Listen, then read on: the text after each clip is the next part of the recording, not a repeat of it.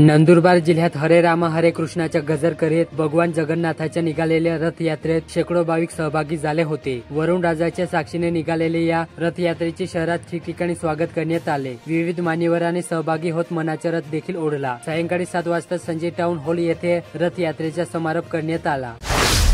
Share मार्केटच्या WhatsApp ग्रुपमध्ये सहभागी करून त्याद्वारे एकाच विविध शेअरची खरेदी करण्यास भाग पाडून 25,66,017 रुपयांची फसवणूक केल्याची घटना नंदुरबारात उघडीस आली। या प्रकरणी संबंधित व्हॉट्सअप ग्रुपचे चालक व इतरांविरुद्ध नंदुरबार उपनगर पोलिसात गुन्हा दाखल करण्यात आला।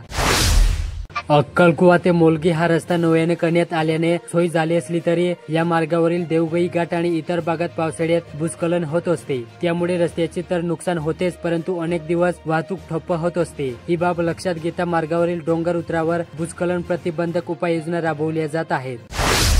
शहादा तालुक्यातील परिवर्धा येथील जिल्हा परिषद केंद्र शाळेमध्ये विविध विकास कामे लोकसहभागाच्या माध्यमातून चालू आहेत। नव्यानेच पहिलीत दाखल झालेल्या विद्यार्थ्यांना ट्रॅकसूट वाटप करण्यात आले। पावसाळ्यामुळे शहादा बस स्थानकाची दुरवस्था झाली असून सर्वत्र चिखलाचे साम्राज्य पसरले। यामुळे प्रवाशांना विशेषतः वयोवृद्धांना बसपर्यंत पोहोचताना मोठी कसरत करावी लागत आहे। चिखलामुळे घसरून पडण्याचे प्रकार वाढले असून अपघाताचा धोका निर्माण झाला।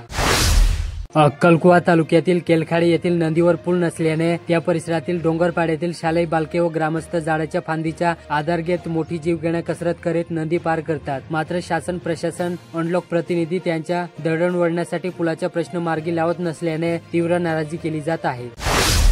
शहादा तालुक्यातील औसलत ते मलगाव दरम्यान दूधखेडा गावाच्या पुढे पोलिसांनी चौघांकडून 53 किलो गांजा जप्त करून त्यांना अटक केली। या कारवाईत 3 मोटरसायकलीही जप्त करण्यात आल्या।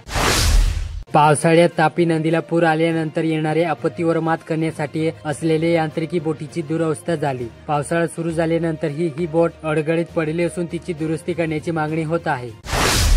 नंदुरबार येथील चर्मकार समाजाच्या वतीने समाजातील गरजू विद्यार्थ्यांना एक वही ज्ञानाची हा अभिनव उपक्रम राबवण्यात आला। या उपक्रमांतर्गत समाजातील गरजू विद्यार्थ्यांना वह्या, कंपास, पेटी, बालपेन, नोट, पॅड आदी शैक्षणिक साहित्य वाटप करण्यात आले। नंदुरबार ते वाका 4 रस्ता दरम्यान जीर्ण झालेल्या झाडांचा धोका आहे। ही झाडे कोसळून रस्ते वाहतूक बंद पडण्याची अधिक शक्यता आहे। यामुळे विभागाने जीर्ण झाडे काढून टाकण्याची अपेक्षा व्यक्त करण्यात येत आहे।